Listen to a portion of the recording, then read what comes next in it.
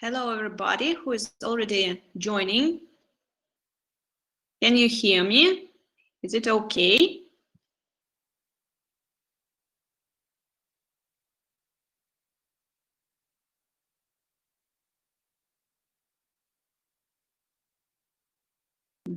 I see. Okay, very good. So the sound is okay. Just few of you have joined by the moment, so I think we can wait a couple of minutes for all the others to join. While we will be working, I'm asking you to have your microphones switched off, but when I will ask you some questions or when you want to ask me some questions or to say something, you may switch the microphone and be free to join the conversation. Okay. As far as I know, there must be about 9 students in your group, so I think we will spend a few minutes and give them a chance to join us. Okay, so we shall start in a couple of minutes.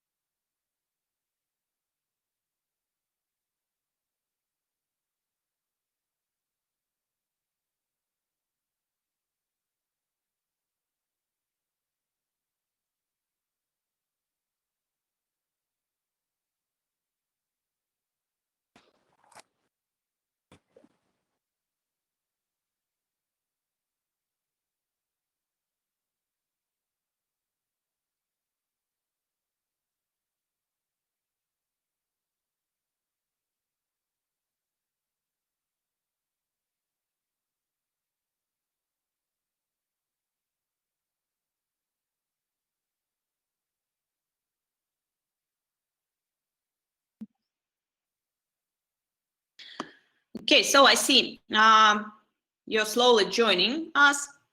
Okay, very good. Already 5 of you. Very good. So I think we shall start by now. And all the rest who will be joining us, if they will have some questions, I think I will answer their questions later.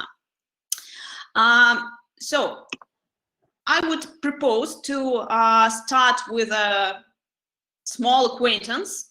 First of all, I will introduce myself. My name is Svetlana Tatarinova. You see it on the slide. I hope you're seeing the presentation as well.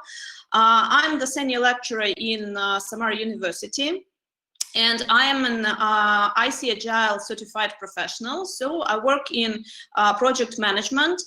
My basic education is law, but I'm working not only in legal projects, in various spheres where project management can be applied. I worked in agile teams in governmental sphere, in the government of Samara region, and in educational sphere. Maybe you have heard EduScrum is one of the agile methods in education that is now spreading in schools and in higher education.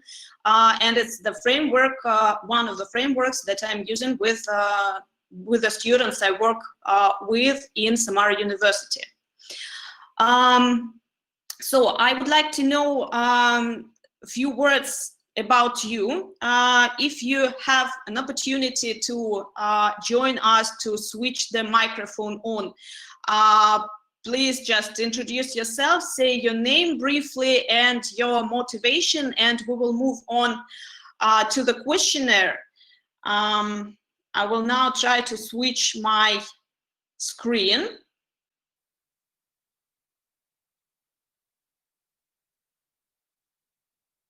There you are.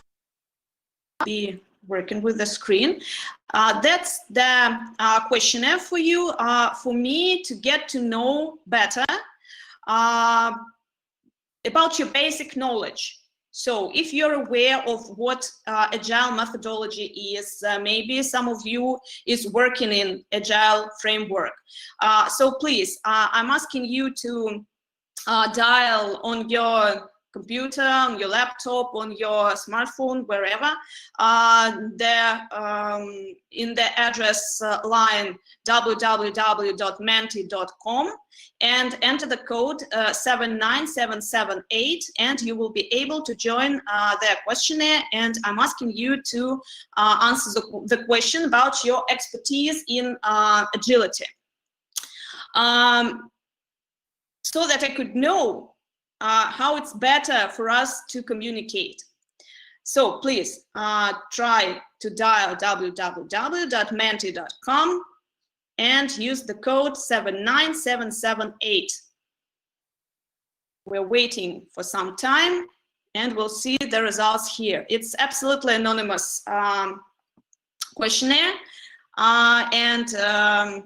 so we won't know who is answering. We only know the number of people and your answers. Okay, very good. 2 answers already. Very good. I have already said in the very beginning and I will repeat it for those who joined a bit later, I'm asking you to keep your microphone switched off during our class, but if you need to ask something, be free to switch the microphone on or write in the chat, and I will try to read the chat and to answer all the questions. Okay, so now on the 2 person.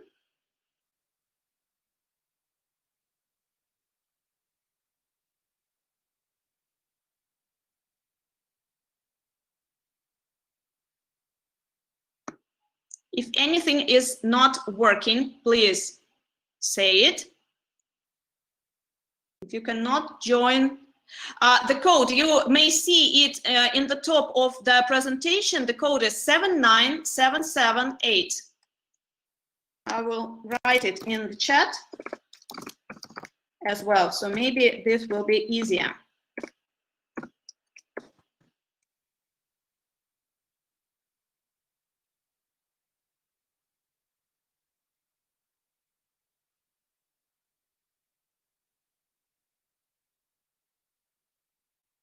Okay, so it's www.menti.com 79778. Okay, already 3 of you. So very different results. I know and apply, very good, very good. Maybe you will be able to share some experience of how it's going, whether you think it's useful or not. Maybe you don't like it. We will, I will say later that during the course that in fact, we must all understand that Agile methodology is not a magic pill. It cannot be applied in any sphere for any project to cure all the problems we have. We have to look on the project to understand what is it like, the circumstances that we're working in, and according to that, make a decision whether we will have to choose Agile methodology or waterfall or something else that is more suitable for the project we're working on. Okay, already 5 of us. Very good.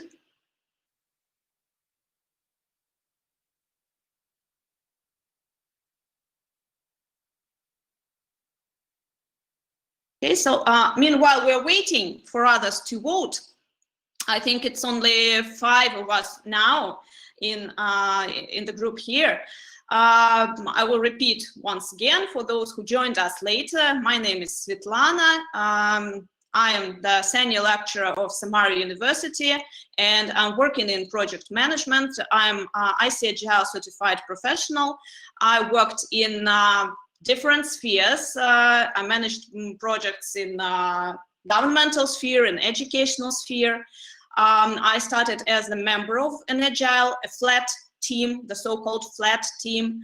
I was also, I had the role of team leader, of Scrum Master in Scrum framework, and later I became the Agile team facilitator or the Agile coach. So now I'm teaching teams how to work in Agile frame, coaching the teams.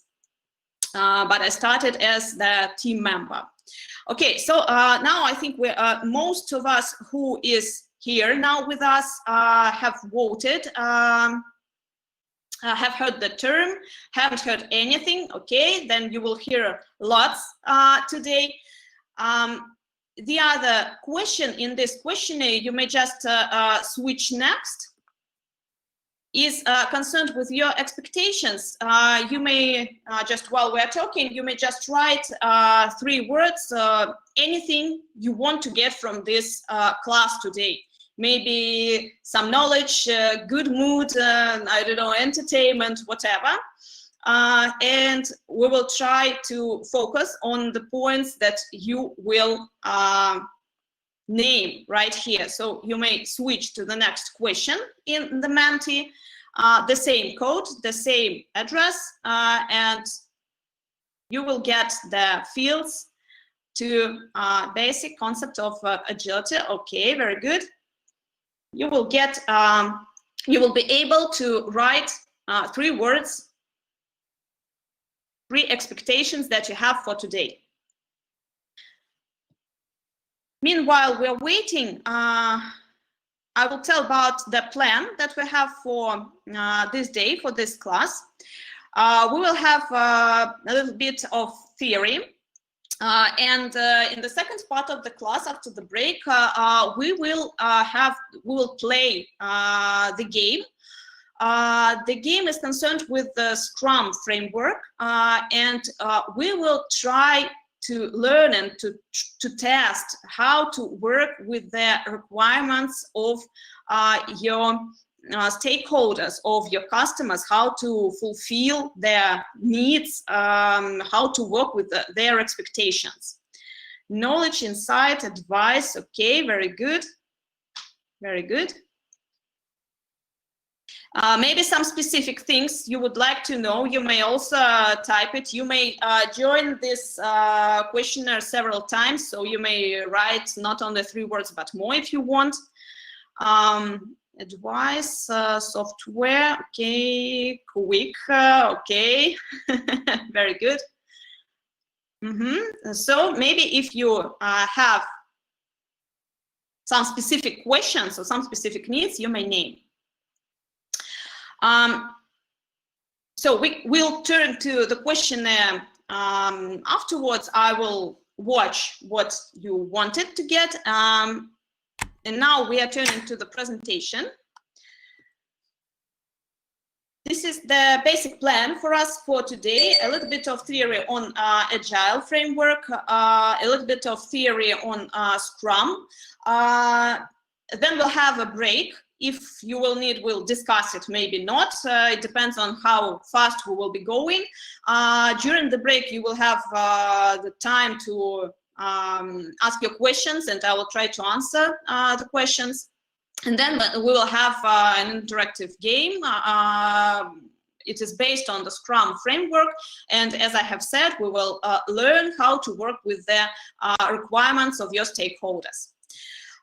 So now we shall move on to the theory and talk about what Agile is, why agility is becoming so popular today, and when and where, in which projects we can apply Agile frameworks. So in fact, Agile is the methodology of working, it's a methodology of project management and software development. First of all, it basically appeared in the software development, but now it is spread into many other spheres. As I have said, I have worked in the governmental sphere and educational sphere, and Agile methodology is working relatively well in these spheres as well. Agile framework is significant because it helps the team to deliver the product in small iterations to show the small increments, parts of the product to the customer, and to get the feedback from the customer, from the stakeholder very quickly.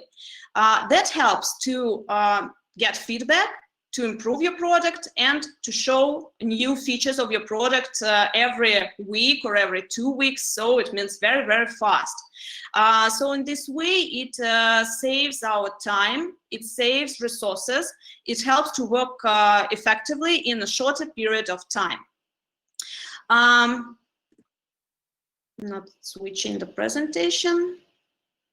Okay, so here is about the reading, what you may read to get to know more about Agile, because of course we have very little time to get into the depth of the Agile methodology, but some books that I can recommend to you. First of all, of course, it's The Lean Startup by Eric Ries, where the basic understanding of lean production, of Agile frameworks is underlined, and it may be useful if especially if you want to start your own business, if you want to launch your startup in Agile mode. So I highly recommend this book to you. Agile Product Management by Stephen Jones and Learning Agile for the Beginners by Andrew Stellman and Jennifer Green is the book that underlines the basic stages, steps, how to introduce Agile framework to your company, to the sphere where you're working. You will get the presentation, I suppose, so you will be able to read the names of the books once again. So why Agile? Why Agile is becoming so popular nowadays? Why it is replacing the methods of project management that were used in past times? If you have some questions, or it's just the microphone on, okay. So the reason why Agile is so good launching our reality. Mira Jamal, if you have a question, you may ask. If that's only the microphone, then I'm asking you to switch the microphone off. Thank you very much. Thank you. Because I'm having echo. Today we're living in, that's okay, no problem. That happens sometimes when we're working in the distant mode, that's okay. Nowadays we live and we have to work in the world that is very fast changing. You see the chart here. The chart underlines the development of technology. The patents that were registered by the governments of different countries for the last 20 years, the amount of them is bigger, larger than the number of patents that were registered in the previous 50 years. So we see that technology is developing very, very fast. And the last 20, 30 years, we see this typical growth of the achievements, of the technological achievements. Comparing to the last period, it's really, really high, and the changes come very fast. To face these changes, to cope with this fast changing reality we have to perform new methods of managing technological development. And Agile methodology is one of such methods. What is the ultimate technology expectations? I'm not quite getting the question. Maybe you could switch with the voice or write more specific. What do you mean? The ultimate technology expectation. Okay, so maybe you have heard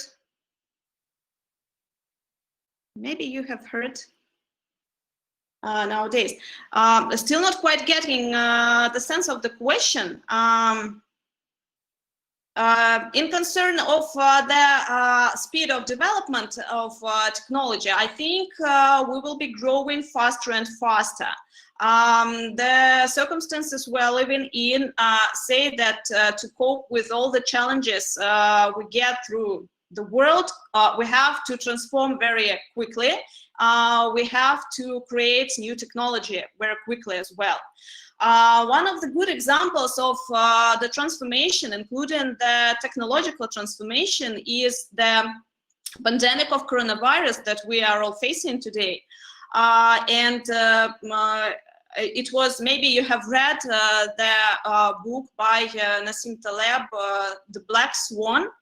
The coronavirus was just the perfect black swan that I think nobody really expected. We never thought that some pandemic, some virus could cause the circumstances that we are facing today in the whole world. This was the fact that we had to get adjusted to.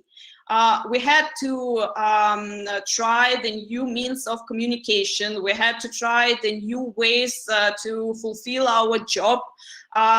We had to search for new medicines, for new technological solutions for people's health.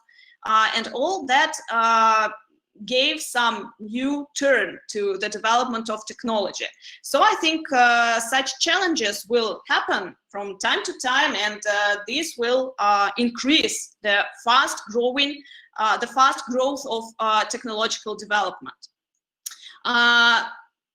For example, this online school is partly a result of this pandemic, because normally every year international summer schools are held in Samara University, but in offline way, when students come to Samara and study here and walk around the city and communicate with each other in an offline mode. But this year was exceptional, so we didn't have a chance to hold the summer school offline, and the management committee had to transform very quickly and to launch the summer schools in online mode. So this school is the result of these challenges that suddenly happened in the world, and we had to give some answers to these challenges.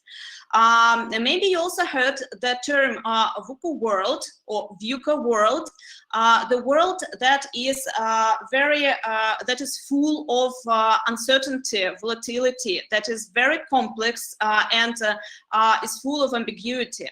That means that the results of our actions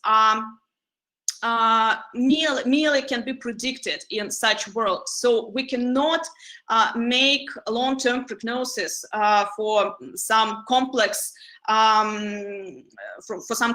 problems that we are solving. And one of the answers how to cope with this uncertainty, complexity, ambiguity, and volatility is the agile methodology in different spheres, not only in software development, not only in technological development. So you see here is the period of the development of the companies, when it's the timeline when the companies reach their cost of 1 billion. And you see that's partly this chart is written in Russian. So this is the typical company from Fortune 500. And in previous times, it was normal that the companies developed and grew to 1 billion in about 20 years. So this is the time scale. In about 20 years, the normal company could reach the cost of 1 billion. Then you see this time is decreasing. It becomes shorter and shorter period, and we see the bright examples of Snapchat or Oculus Rift that reached this capitalization in about a year and a half. So you can compare 20 years and a year and a half. We see that now companies are developing very quickly.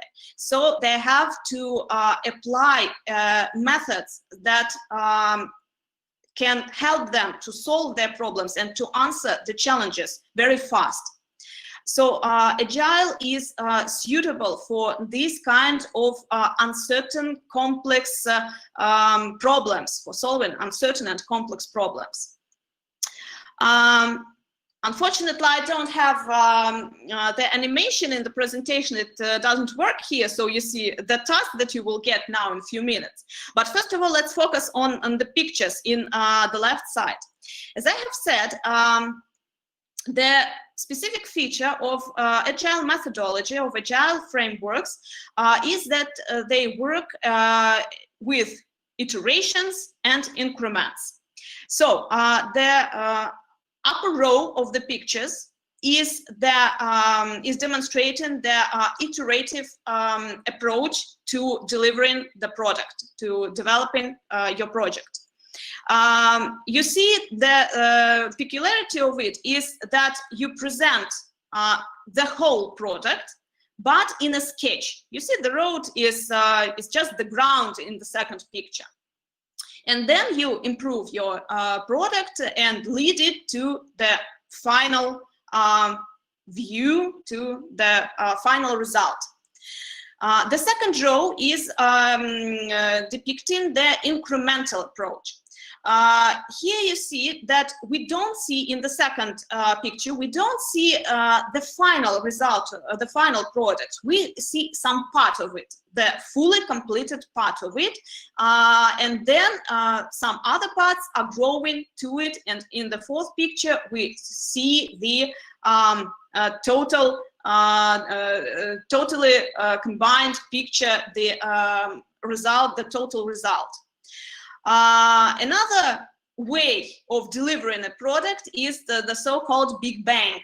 It's the situation when in the first, second, and third picture we almost see nothing, and then all of a sudden, in the end, we get the final result. These are three different types of delivering the final product that can be used in different situations, and they're applicable to different situations. The first two are typical for different Agile frameworks. In fact, Agile is based on the iterative and incremental approaches, both. Big Bang is something different. When we don't see the process of creating the product, we see only the final result in the end. It has its pluses and its minuses. We will talk about it. The next slides will be devoted to the comparison of waterfall methodology and Agile methodology, and we will talk about why this or that method is good and for which projects it is good. So now we will have a little task for the brain for about just 5 minutes. Let us try to imagine.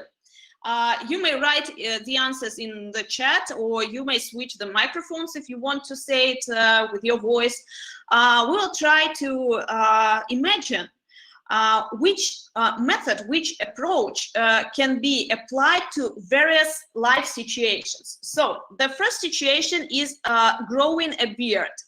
Let us think, growing a beard. How is it normally happening? How do you think? Whether it's iterative, incremental approach, or Big Bang? You may switch your microphones and say the answers, or you may write in the chat, just as you wish, as you feel more comfortable. So please, growing a beard. I see Mira Jamal is typing. Incremental. Any other ideas? Growing a beard.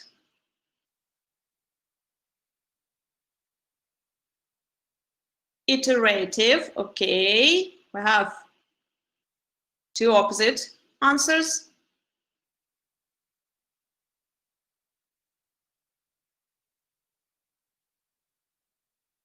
Iterative is winning. Okay, who else?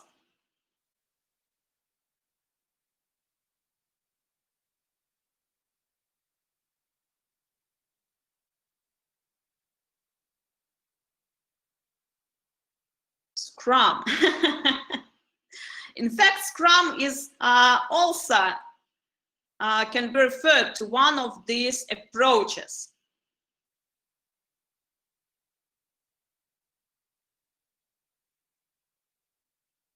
Okay, so well, iterative approach is winning by now, and I will agree with this. Why it's not incremental? Because incremental, it would be incremental if parts of the beard appeared on the face chaotically. That's normally it doesn't work like that. Normally the beard appears from the small to bigger and bigger. So this is iterative approach when we see some sketch of the beard on the face, and then it's growing bigger. Okay, now let's try, for example, to create the second one, to create a movie. We are hearing sounds. Please switch the microphones off for those who are joining us. Create a movie, a Big Bang. Okay, any other opinions?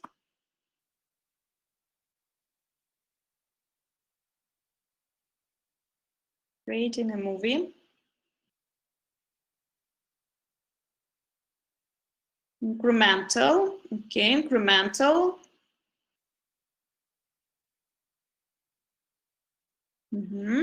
Anyone else?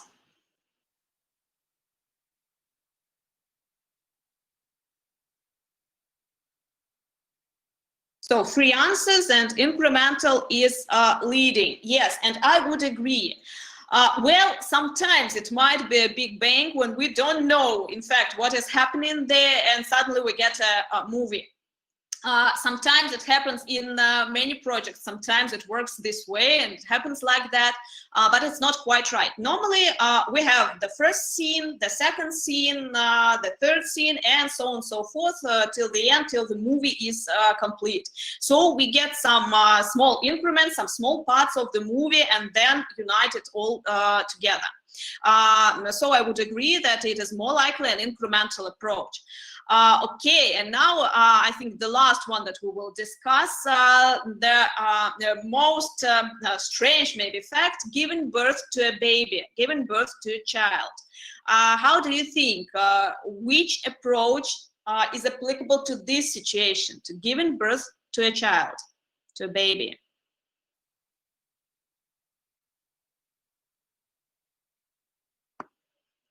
Iterative too much? Okay. Iterative, okay.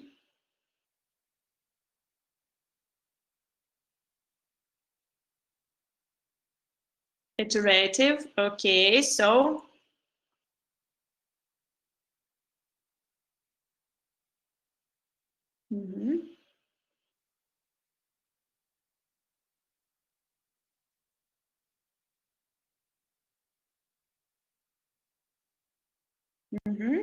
I see some of you are still typing.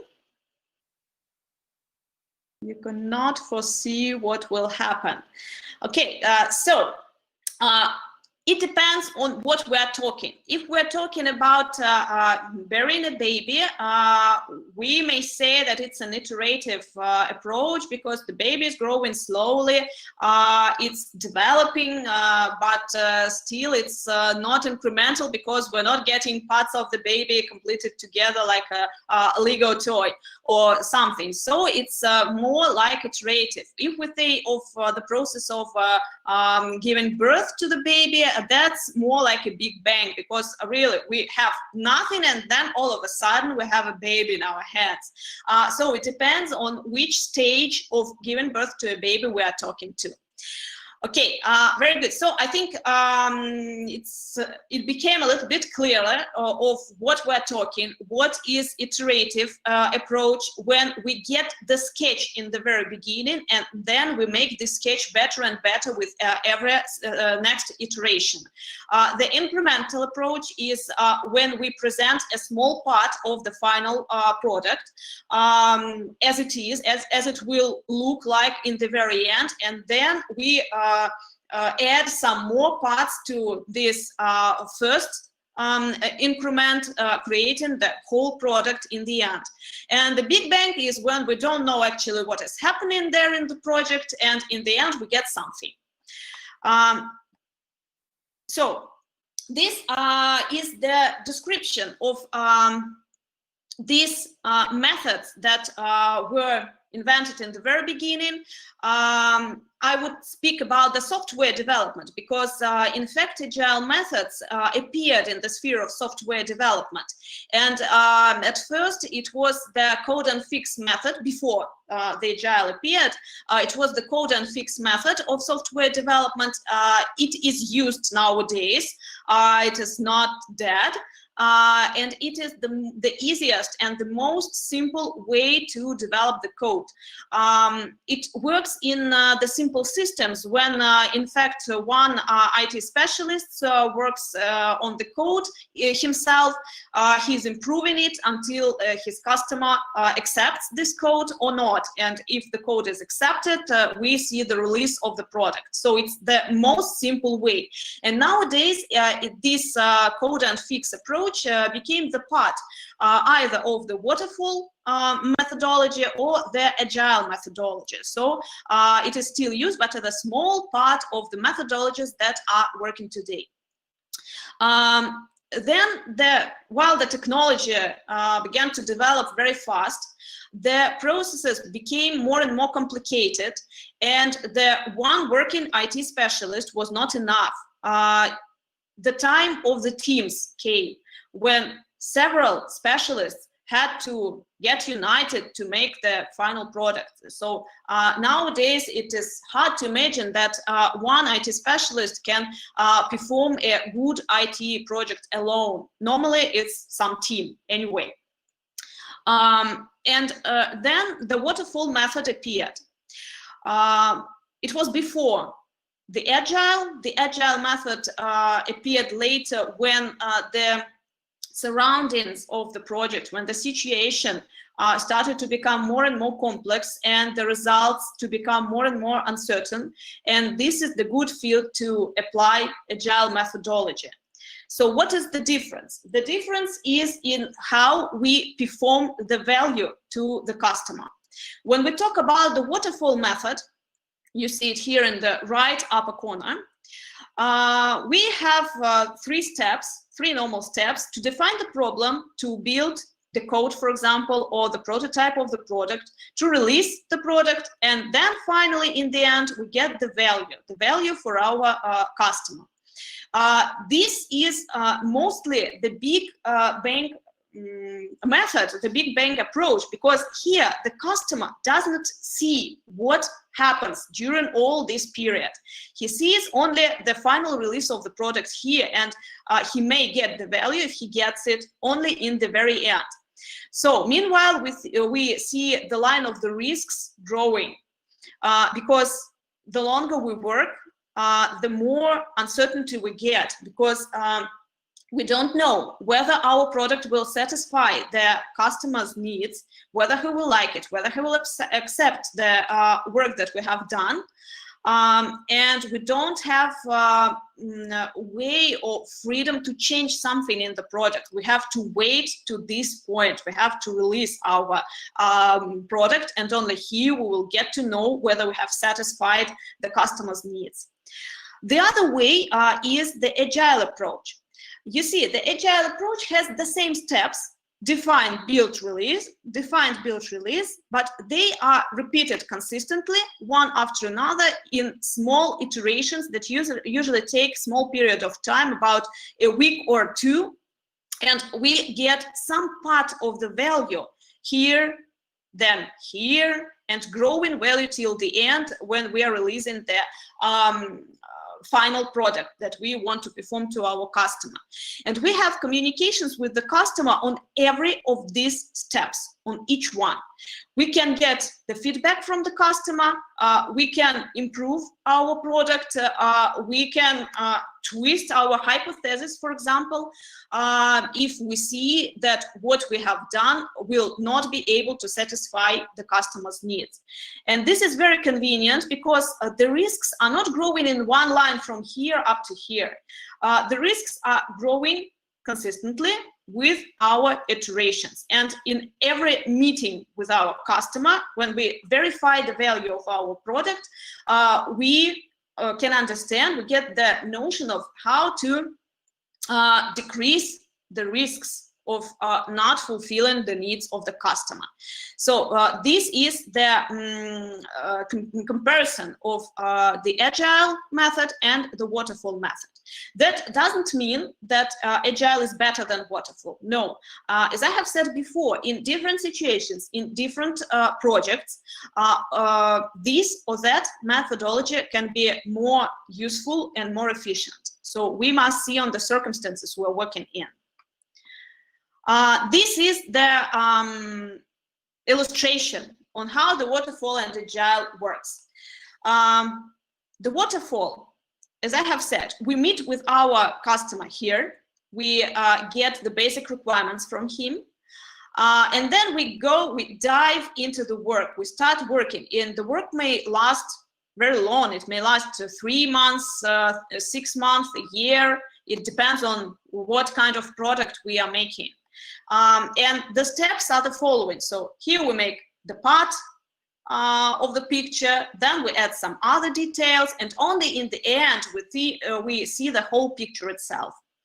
In the agile framework, it works completely different. On the first sketch, we on the first step, we make the sketch, the so-called prototype or MVP of our future product, and we can evaluate whether it will meet the requirements of the customer or not. And normally the work in agile sprints is very fast, so it may last about 1 or 2 weeks. So in about 1 or 2 weeks, we may get the feedback from our customer and understand if we are going the right way or we should change something. This is about when the approach of waterfall or the agile methodology can be applied. So we see the Ralph Stacey complexity matrix, where you see the qualifications of the circumstances we are working in.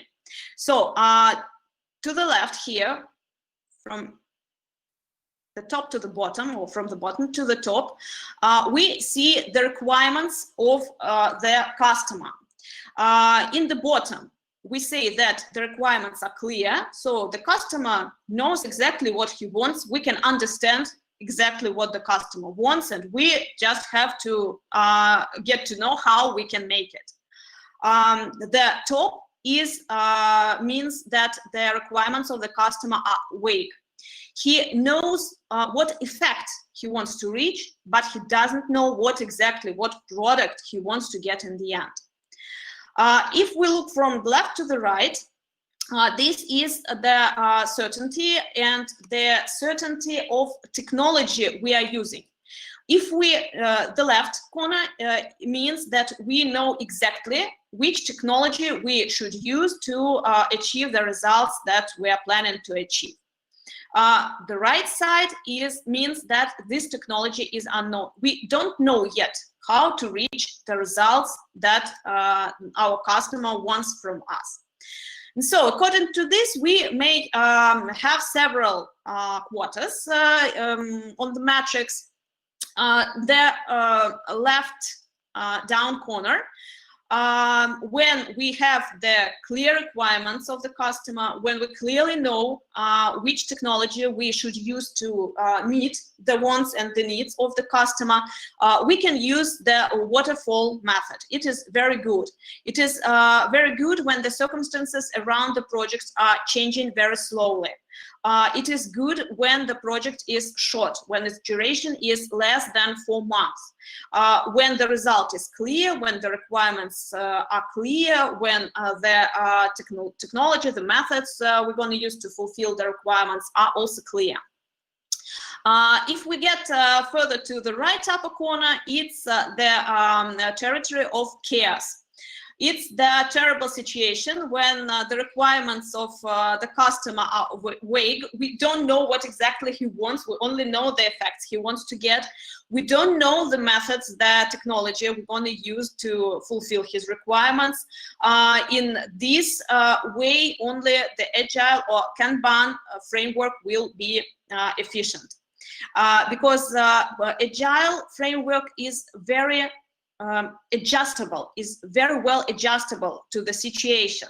And while we will be carrying with our project, we will have a chance to carry on some more interviews with the customer, to ask him questions, and to get some more information, and the result will become more and more clear to us. But it normally happens in some period of time, not from the very beginning. In these circumstances, Agile framework is working very well. As well as in the middle. It's normally the zone of complexity. It's, well, almost the regular zone that we are working in project management nowadays. Most of the projects we're working with are here in the middle, where Agile and Scrum are also working very well. On the right, you can see the basic points that will advise you which method is better to use in this or that project. I will not stop on them because I think I have said a lot. So waterfall is good when we have relatively much certainty, when we're certain about the requirements of the customer and the technology we're using, and Agile methodology is good when we are in the situation of a high uncertainty and complexity. So this is the field where Agile methodology works the best. Now we shall talk about the documentation of the Agile methods. In fact, from about mid-70s, various methods based on Agile principles appeared. They are all very different. It's the so-called Agile umbrella, the family of iterative and incremental methods that can be referred to as Agile methods, but they all differ from each other. And in the beginning of the 21st century, it came a notion and understanding that all these methods have much in common and they can be systemized in some way.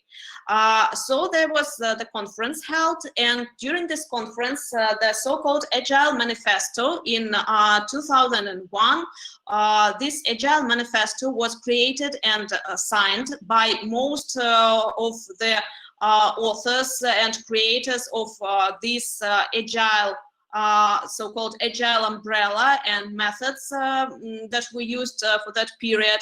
There you can see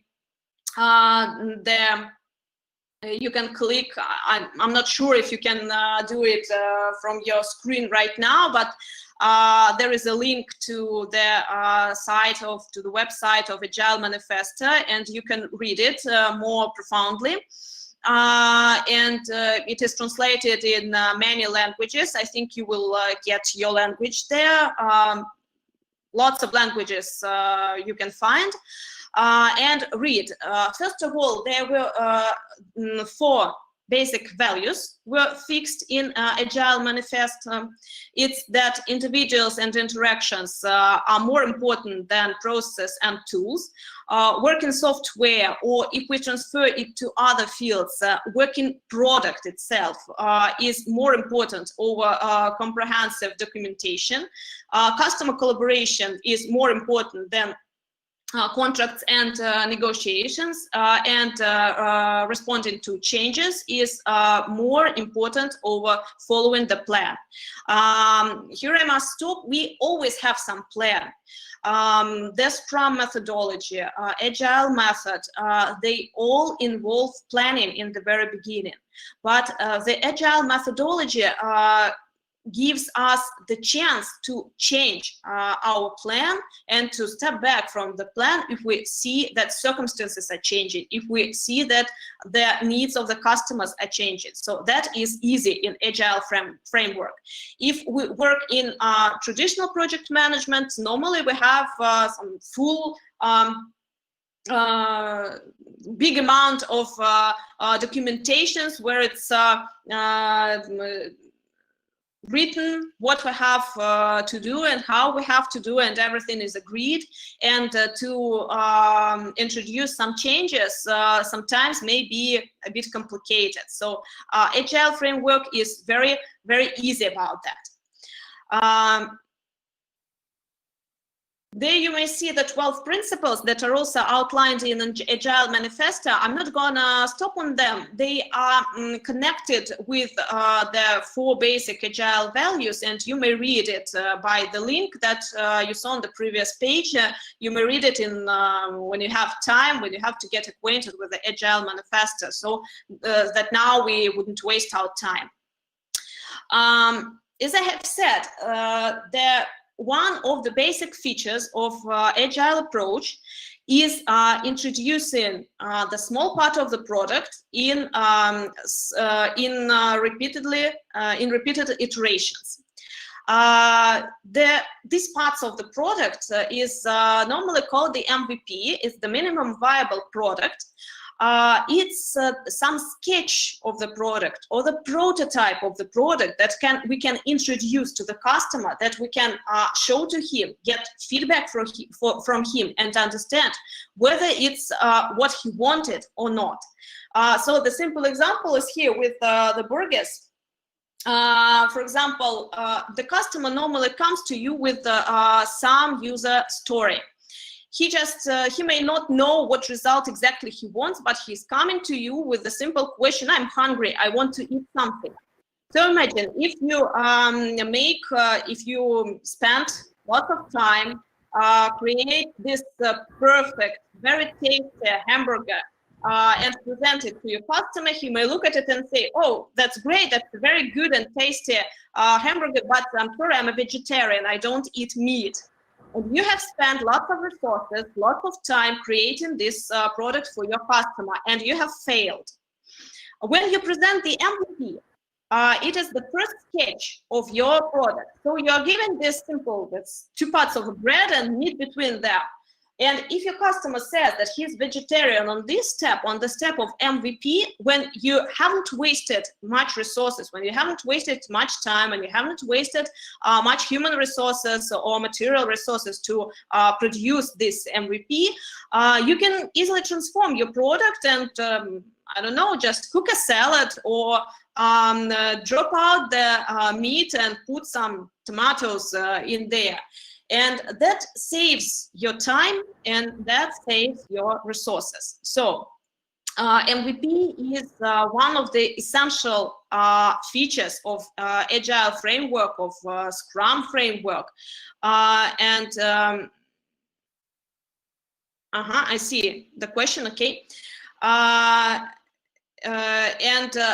This will increase your efficiency in the end. So the question is, in airspace sector, how we can demonstrate an innovation faster than now? Sometimes I think it's too slow to demonstrate our customer the MVP.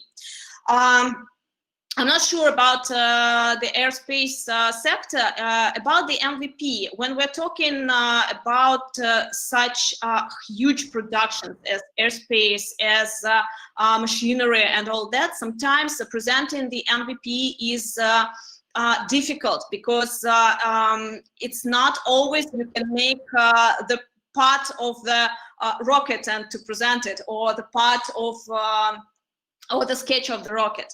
But nowadays we have technological achievements such as, I'm not sure if I'm calling it right, such as digital twins, when we can create the MVP of the final product in virtual space and virtual reality, and to show this MVP to the customer. The main point is that to get feedback from the customer, we have to show him something he may interact with. MVP is normally, it may be a sketch, a drawing, a plan. It may be some filming, some movie shot about the product you're going to make. It's better when the MVP is something the customer can interact with, can try, can touch, and then say his emotions, his opinion about this MVP, whether it's what he wanted or he needs something definitely completely different. Maybe the better way to present the MVP in high technology spheres is to use these digital technologies that make digital twins, for example, or some models that can be shown to the customer that he can interact with, and only then to dive into the production. So that many resources and time can be saved. And nowadays the technology gives this opportunity. There are ways to make digital twins. Okay, so now we are running out of time very, very fast. Now I shall say a few words about Scrum before we will go to the Scrum game. These are the books that you can read about the Scrum framework. They're written by Jeff Sutherland and Ken Schwaber. The Scrum Guide is the guide that helps to know the steps how to introduce Scrum to your company or to your startup. Scrum is one of the strict methods in Agile that has certain rules. How can it be used? The artifacts and the events of Scrum can be added, but they cannot be dropped out. So you have to follow all the steps of Scrum. Here you can see in the picture the main roles, events, and artifacts of the Scrum methodology. There are normally 3 roles. One role is the team, of course, those who are working on the project. The other role is the stakeholder or the customer, the one or the product owner, the one who knows what he wants, why this product is made for, and how it should look like in the very end. So it's the person whose needs this product will satisfy. And the third role, it's also very important in Scrum, is Scrum Master. It's the person who is within the team, and he's carrying well, sort of organizational functions. He is watching that all the ceremonies, events, and artifacts of Scrum methodology are fulfilled. As for the events, there are 5 of them. I think I will switch to the next slide, to this one. So how it all works, how all these events work. It all starts, the first event that is held within the Scrum framework is planning the sprint. Normally from the stakeholder or from the customer, we get their requirements, his needs, what he wants to get from the product, and we form it in a product backlog where we fix all the basic requirements that the customer gave to us, the stakeholder gave to us. After that, we should understand that product backlog may be very huge. There may be many tasks, and we may not be able to fulfill all of them in the sprint. So we should break them into small epics and pick few for the sprint. This is the phase of the planning of the sprint, when we decide, when the team decides which problems they are going to solve. First of all, what is most important for the first step. From this decision, from this epics, we form the sprint backlog. So we have the product backlog, which is huge, and we have the sprint backlog, which is smaller. It's the part of the product backlog. In the product backlog, we see the tasks that we have to fill for the certain sprint. Then the next, our next stage is the work on the problems that we have chosen. It's the duration of the sprint is normally from 1 to 4 weeks. It depends on the project that we are working on. It depends on the velocity of the team, because if the team is working together for a long time, they normally have it's easier for them to work, and sometimes they work faster. So the sprint might be shorter. After this sprint, whether it's 1 week or 4 weeks, it doesn't matter. Normally, regularly, in most sprints that I worked in, they lasted for 2 weeks. It's the optimal duration. After that, we have the sprint review. And moreover, I forgot to say, meanwhile we are working, the other event that we have to hold on is the everyday Scrum meeting or daily Scrum meeting. It's not a regular meeting that we're used to in traditional management. It's not when we sit around the table for about half an hour or an hour and talk about some strategies or complicated things. It's the daily Scrum meeting normally lasts from 10 to 15 minutes, where each member of the team says what he has done yesterday, what he's planning to do today, or whether he faced some problems, whether he needs some help, maybe he needs some information from other members of the team. And this all happens very, very quickly, very fast. After this 15 minutes daily Scrum meetings, the team goes to work. And in the end, we get the sprint review when the whole team presents, or the team leader presents the increment of the product to the customer. This is the point when we show the MVP that we have prepared for the customer, and he can interact with this MVP. He can try to do something to test this prototype and to give us the feedback about the MVP. And after that, afterwards, we can go to the sprint retrospective. It's the other one event of the Scrum framework. During the retrospective, the team discusses the feedback they got from the customer and decide what they will improve, what new tasks they have, how they will arrange their work for the new sprint. And then they dive into the second sprint, and then the third, the fourth, and so on until the product is ready and until the work is finished and we can present the final result to the customer. As I have said, the Scrum has the cycles of working. This is the so-called PDCA cycle, when we plan, do, check, act. But PDCA cycle is used not only in Agile methodology, not only in Scrum, but in classic project management as well. The difference between the PDCA cycle in Scrum framework is that it is consistently repeated until we get the final product that our customer wants. So it's the cycle goes after the cycle till we get to the end. So that's how the Scrum works.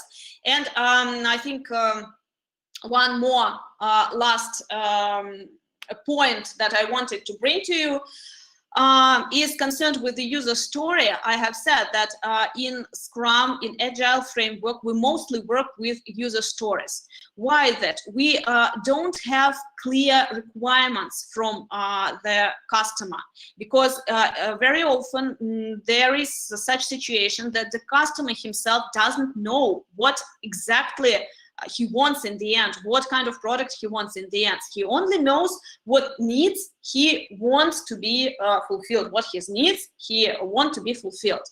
And in fact, this is what is called the user story. When the customer says what he wants, what he is expecting to get in the end, and why. The form of the user story is normally this one, written in the upside of the page. And it can be formulated as I as a person, for example, I as the lecturer want something, want to have a good internet connection, so that, or then it's the value, why I want to have it. Why I want to have it, so that the class could go easily without wasting our time to check the connection and to fix the connection. So that is my user story.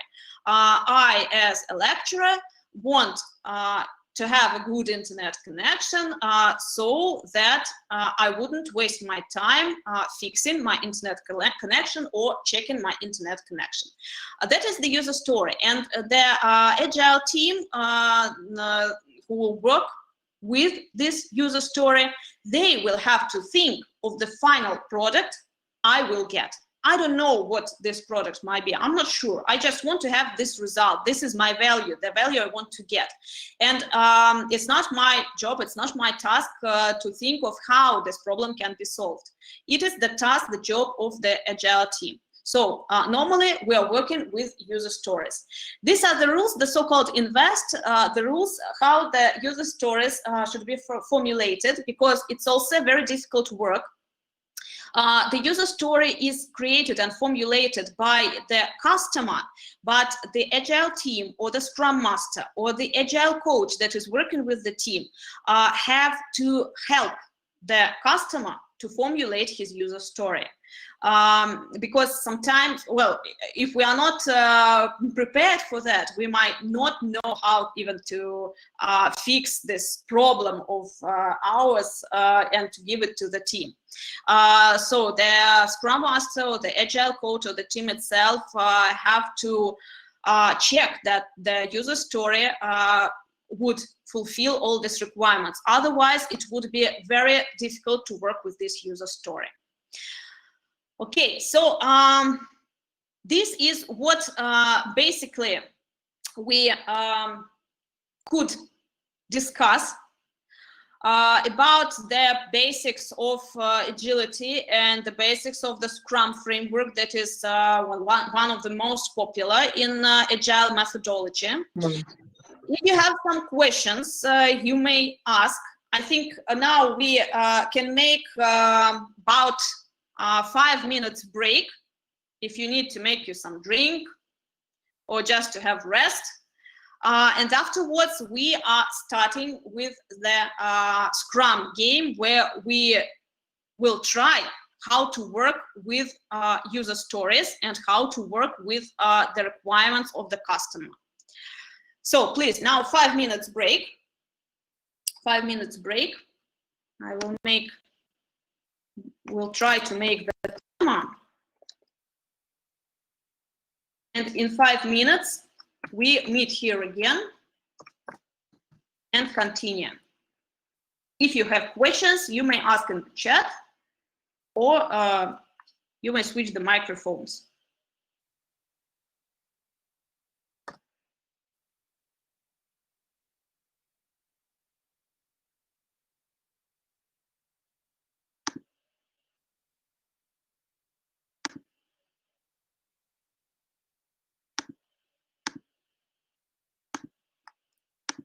So the time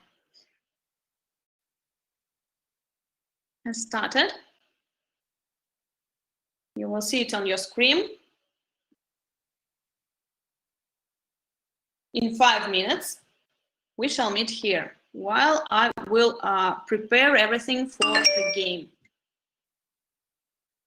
I must see, first of all, how many of us are in.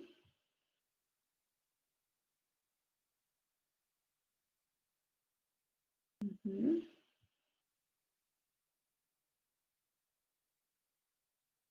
If you have questions, don't be shy. I'm here. You may ask me.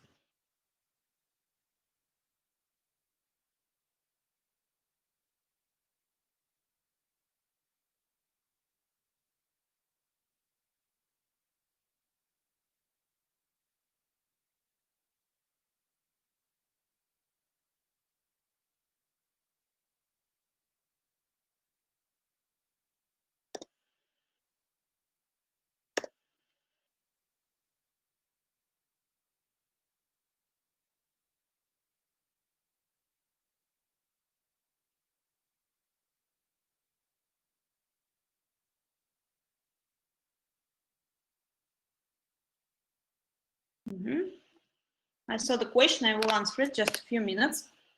We'll prepare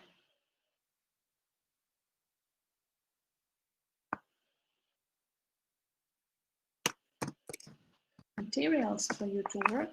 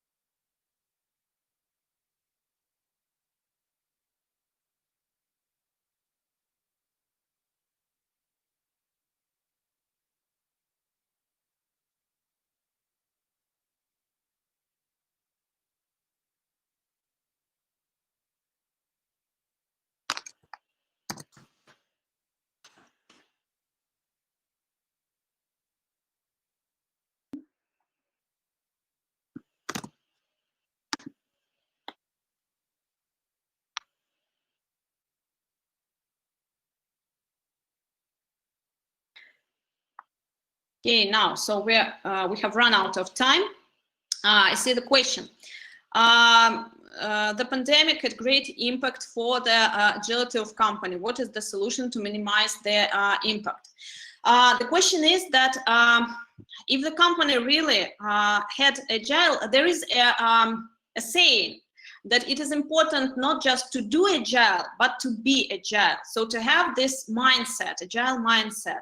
If the company is really agile, such challenges as the pandemic or something else, she can face it easier than other companies. Of course, they will affect it, but agile companies are transforming and adjusting to the new circumstances easily. If they were only well, some artifacts of agility in the company, and the company was not really, didn't really have this agile mindset, then the agility itself won't work, and the agile methods won't work in these complex and difficult situations of changes. How to improve agility in the company if you don't involve agile methods, or if you think that they don't work efficiently? First of all, through the teams, through the people who are working in the company, because as I have said, agility is first of all a mindset. So you should teach your workers, your partners, your teammates to be agile. Not only to apply, for example, Kanban method, or to fulfill all the Scrum events and ceremonies, but to think in agile way, to search some alternative ways of developing the company. Because in fact, the pandemic affected the economy, the world economy, and the market very, very strongly. But on the other hand, for some companies, it opened so many great possibilities and new ways to develop and to introduce new products that were vital in this period of pandemic. And some companies successfully developed during this period. And in fact, this is what agility is. When you can transform your business, transform your production in such a way that you can answer the challenges efficiently. Returning to the question, first of all, you should analyze and think whether the company is really agile or only trying to do agile, to apply some agile methods, first of all. And secondly, to try to work with the team of the company to introduce this agile mindset. And in fact, in agile team, you have to grow up the insiders, entrepreneurs inside your company, not in the market, but in the company. So that everyone who's working in the company, who's working in your team, has to be ready to invent something new, to invent some new ways, some new products, and in this way, agility will work. So first of all, think of whether the company is really an agile company, and try to introduce the agile mindset through the teams you're working with. Okay, so we have very little of time. That's why we will have to play the game very quickly. This was the timing that was planned, but I think we will have to reduce one iteration because we won't have time to perform 2 iterations. Unfortunately, we will only have 1, or we will have to reduce the time of working. What is the game like? The game is called The Martians. The problem that we are facing, or maybe not the problem, the challenge that we are facing, is that we are now living in the year 2015. We have discovered Mars for ourselves, and we have got acquainted with the Martians who live on the Mars. We are in good friendly relationship with the Martians, and the Martians finally want to visit our planet. But to feel safe and to know what exactly they want to see, they have a task for us. They want us to make the guide about the planet Earth. So your task for the game will be, now I will divide you in 2 teams, and your task for the game will be to present the guide about the planet Earth for the Martians. The guide must contain the information about the major peculiarities of the planet Earth, what's interesting there is on the planet Earth, about our culture, about our food, about the dangers they may face. So everything that will attract the Martians to the planet Earth and make them want to visit it, and on the other hand will warn them about some maybe places they don't have to visit, or some other things that may do harm to them. So one question to all of you. I must see how many. It's 8 of us. So I'm asking the 2 of you to be the volunteers and to act as the Martians, as the stakeholders, the customers of this guide. Who wants to be the Martians? Who wants to be the boss, to give the requirements? Please, you may type. We need 2 Martians. I must say, you won't have to work hard. This is the easiest part in this game.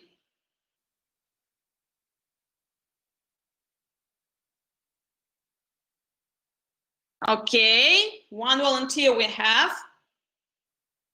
I'm not sure if I'm pronouncing right, Joanna. Joanna, okay, and 1 more volunteer to be the Martian.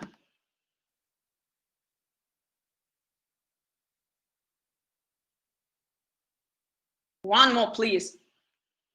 Who wants to have some rest?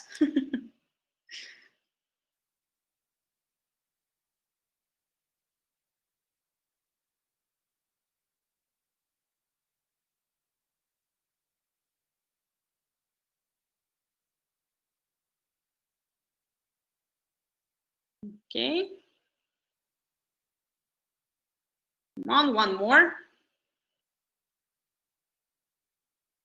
Alberto. Okay, so 2 Martians we have. Now I'm dividing you into 2 teams and the Martians. Just a minute.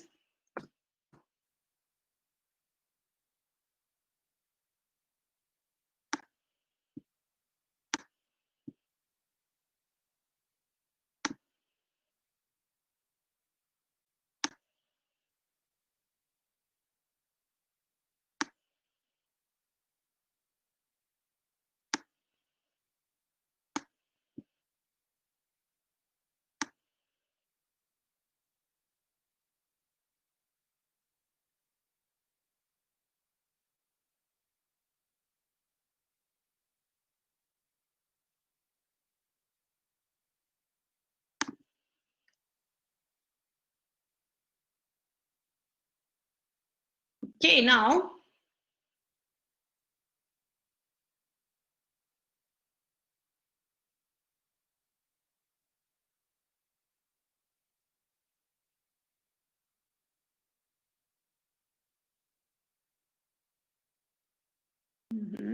so I see you joining.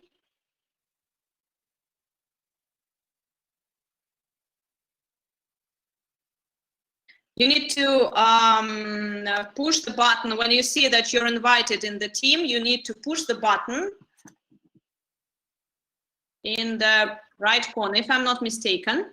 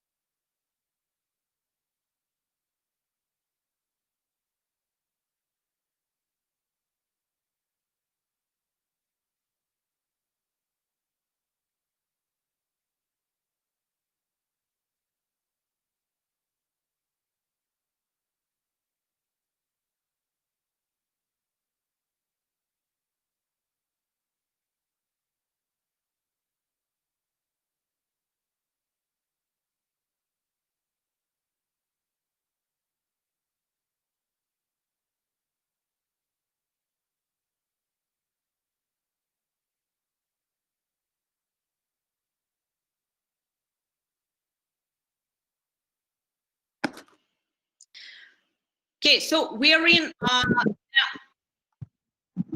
the room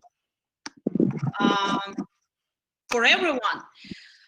Something is not working in personal rooms. Some may not hear the audio. So then I have a proposition. I will now create only the separate room for the Martians.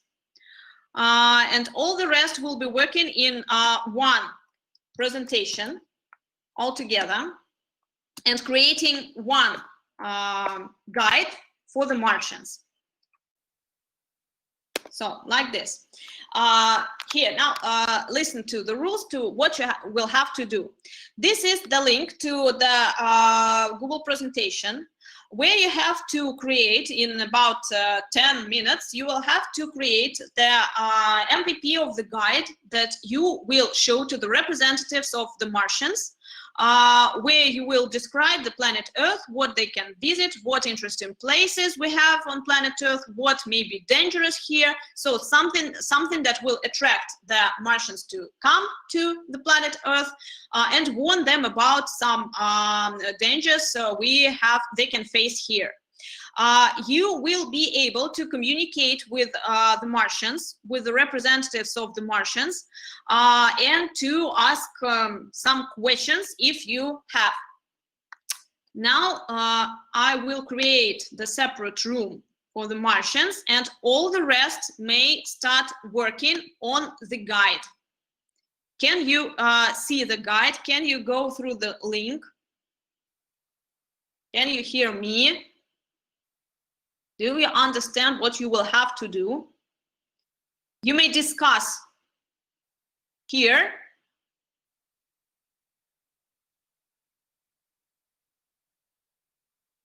Okay, guys.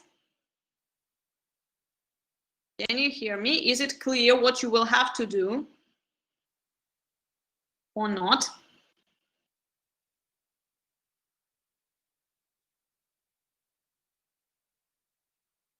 Have we lost all of you?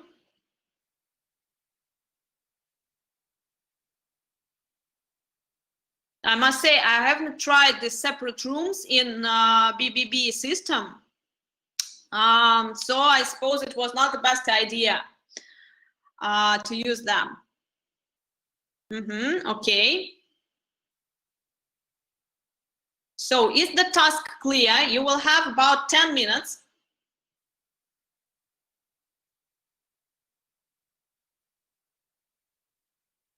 Okay.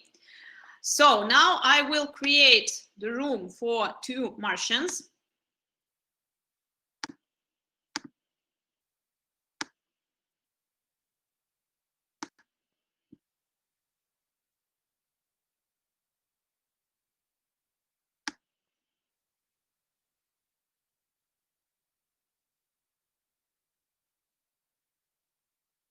Okay, very good. So you should join the presentation, and you may discuss here using your microphones or chat what you will place in the presentation. You may lead discussion all together here in the room. I still cannot make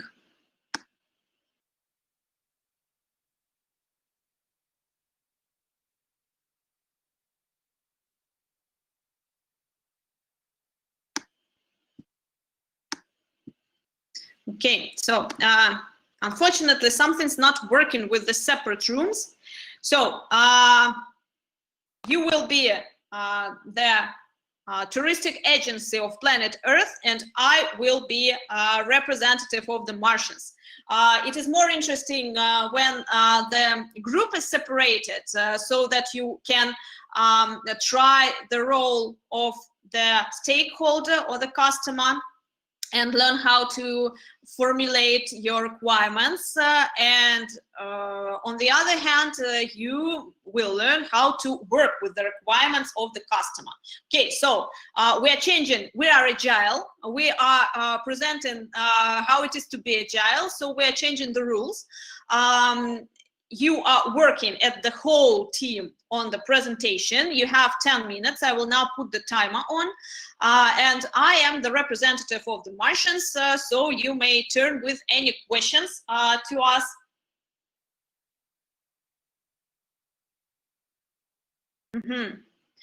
Joanna, you have to, okay.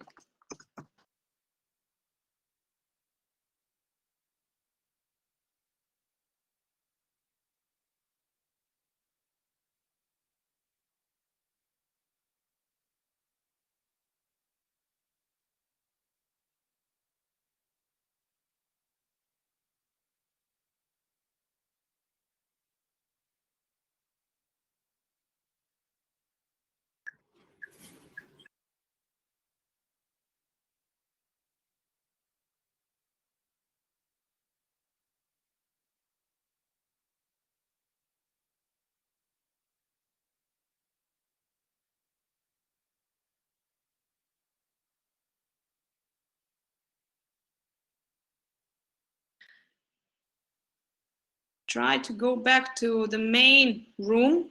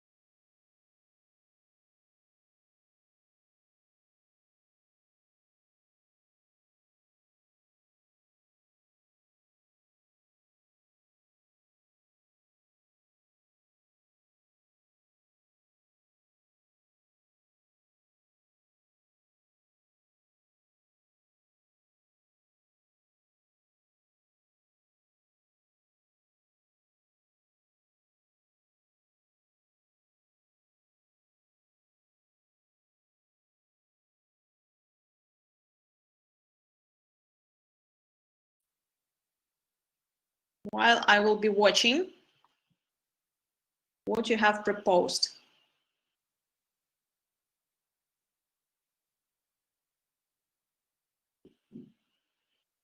So please, someone of you join with the microphone on and explain why you chose these points, please.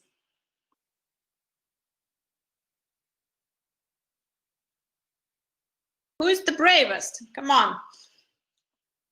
Just say a few words. Present the product you have produced, the MVP of the product. We have very little of time left.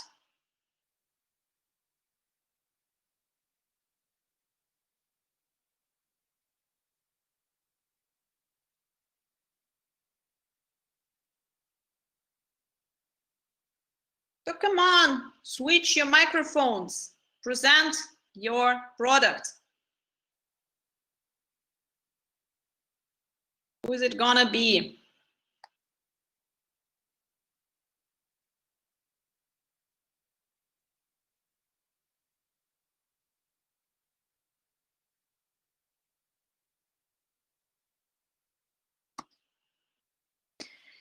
You will have to try to switch your microphones because now in the end of the class we will have we will perform one of the most essential events of the Scrum framework that is called the retrospective. What do Martians do to maintain healthy life? That doesn't matter anymore because we have finished creating the product. You now have to represent your product to give the review of the product. So we are discussing what we have made. I must say the guide that you have made was not the most important thing. It is just the method of getting the understanding of how to work with your customer. And I must say good words to your team because you did very well. Not all the teams that I'm working with act this way. Many of them are too shy, or I don't know, maybe they don't think it is necessary to ask questions. You did well because you did ask questions and you asked the right questions. I will show you just a moment one thing. This is the legend for the Martians. So you asked almost all the questions. This is the legend. This is the legend about the Martians. So what they like, what they don't like, and you have fulfilled almost all the main requirements. So you wrote, you asked of what they like, and I answered that they like what you wrote it in a guide. You did not mention that I have said that Martians have bad eyesight. So they need the guide to be huge, written in huge letters, because I think your guide is not written in such huge letters. But still, you asked nothing about the color of the guide or the presentation, whether it should be with pictures or not. And there was also the legend that Martians' favorite color is green. So if you have made it green or wrote it in the green text, that would be the plus for you, but you didn't ask. You asked about the dangers, what may hurt them, and I told you about the seafood. And you asked about the vacations, how they like to spend it. It also wasn't the legend that Martians prefer to spend time with their families. So the good point is that you started asking questions, and that is exactly the way to work with the customer. To try to make the product that is suitable for the customer, we obviously have to ask questions, and we have to ask the right questions. That is also a separate I don't know, knowledge, how to ask right questions, what to ask your customer, how to get the information we need to create the product that will fulfill his needs. We will have another class with you on Friday, if I'm not mistaken. On Friday, we will talk about design thinking, and design thinking is the method that helps to reveal the needs of the customer, and we will also try the tool of interviewing the customer, where you will try to ask the right questions, to ask each other the right questions to get the information, the notion of what the customer really needs. So I'm saying bravo to you as a team. You did very well. You were extremely right that you started asking the questions before doing the job. And in fact, you presented the first MVP. Unfortunately, we don't have time to make the second iteration of your product, but I'm sure that if you had the chance to make the second iteration, you would have made your guide more filled with information, more colorful, maybe filled with some pictures, posters, and it would be very attractive for the customer. Okay, so now we have to fold up our class. I would like to hear some feedback from you about the job you were doing, about this sphere, about how to work with the requirements of the customer. What you thought first? What seemed difficult to you?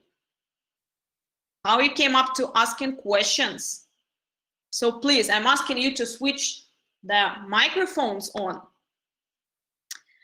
I would like to hear some feedback from you, and maybe you have some questions to ask. We have about 5 minutes and we will have to end up.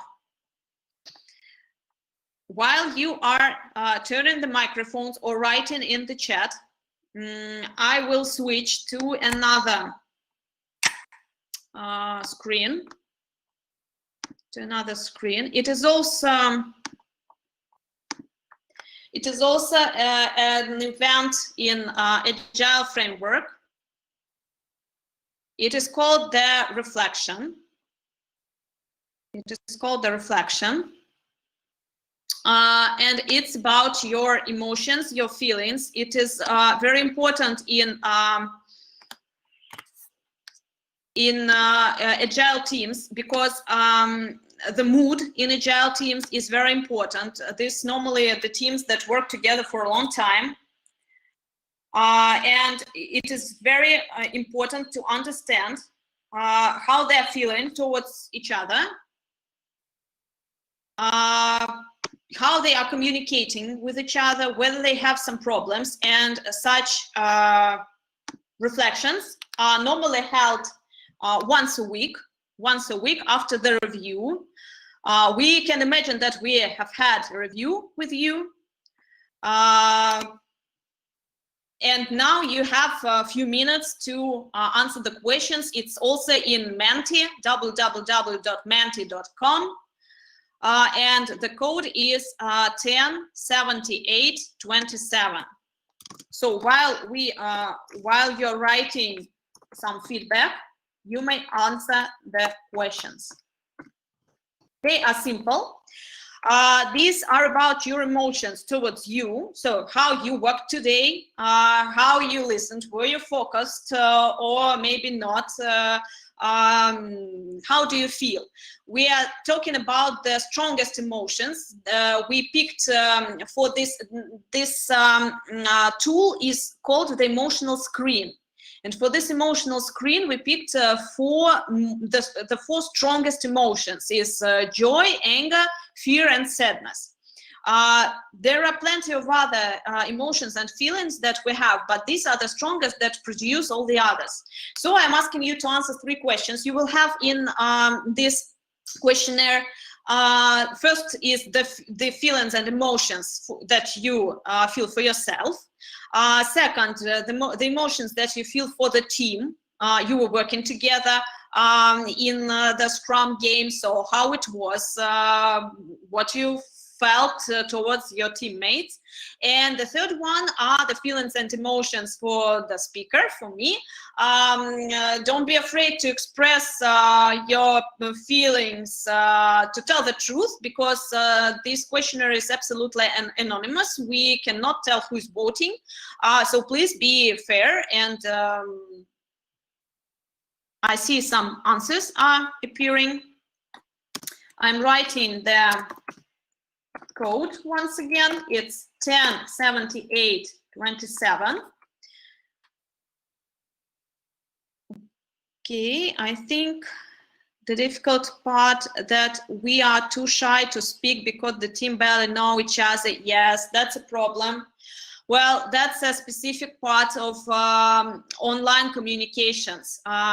Unfortunately, we are very pressed for time. If we had more time, normally we should start with some team building and getting acquainted with each other, where we just try to speak and try to understand that it's not dangerous. We have nothing to be afraid of. We shouldn't be shy because we're all the same here. Okay, we should get to know each other more. Yes, sure. When we work in person in offline mode, of course, it all works well easily because physical communication is it's better to break the ice. In online mode, it's difficult to do it. We would have to perform some special activities, but unfortunately, we don't have time for that. But during our next meeting that will be concerned with design thinking, you will have to interact with each other. And maybe I will think of some activity in the very beginning so that you could be more talkative, because there you will test the tool of interview.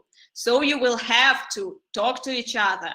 We will have to work on that. And my mistake about the rooms, we wasted some time trying to get divided into teams through the rooms.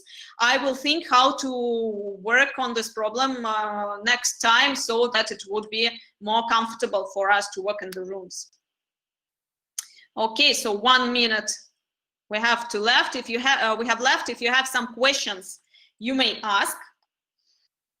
I will now switch to the emotions. So most emotions are joy, some anger, fear, and sadness. That's all right.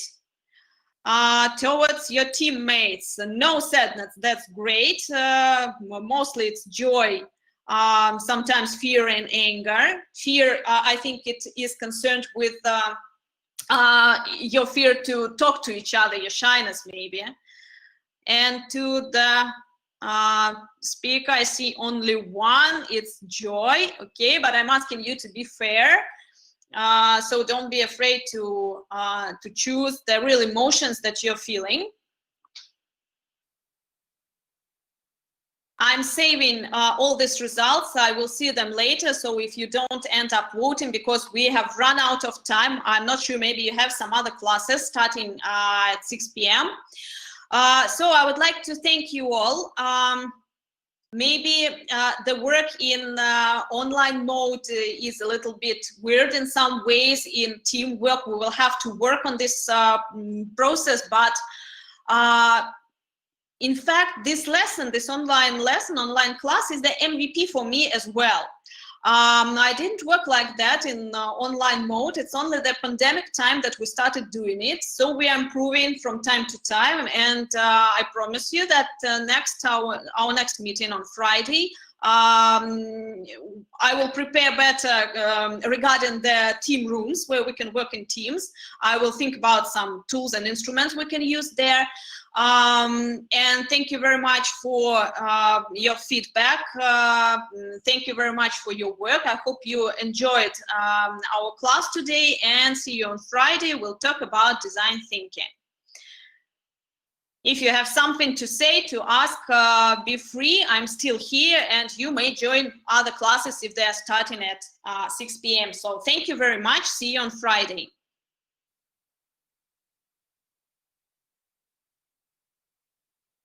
I think I will make the print screens of your voting, of your questionnaires, and send so that you could also see the results of how you, about your feelings and emotions towards each other. You may keep on voting. The voting is not closing. Thank you. Thank you. Thank you very much. Thank you. See you.